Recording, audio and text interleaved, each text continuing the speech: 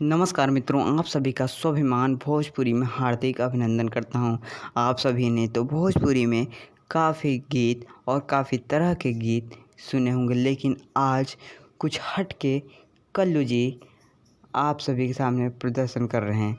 जी गाने का नाम है कब ले लइका होई दूसर का, और ये आज सुबह वर्ल्ड वाइड रिकॉर्ड भोजपुरी पर रिलीज हो चुका है। इसके सिंगर हैं कल्लू जी और शिल्पी राज जी, और इसमें आप लोग को दिखने वाली हैं नीलम गिरी जी। इसको लिखा है विकास चंद्रवर्ती ने, और इसके डायरेक्टर हैं रवि पंडित जी।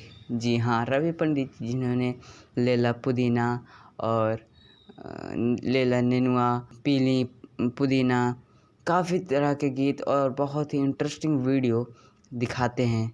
और ये भी काफ़ी इंटरेस्टिंग है। एक बार वीडियो ज़रूर देखें, गाने को ज़रूर सुनें। ऐसे ही गाना लाता रहूँगा, आप तक पहुँचाता रहूँगा। हमारे चैनल को सब्सक्राइब ज़रूर कर लें। धन्यवाद।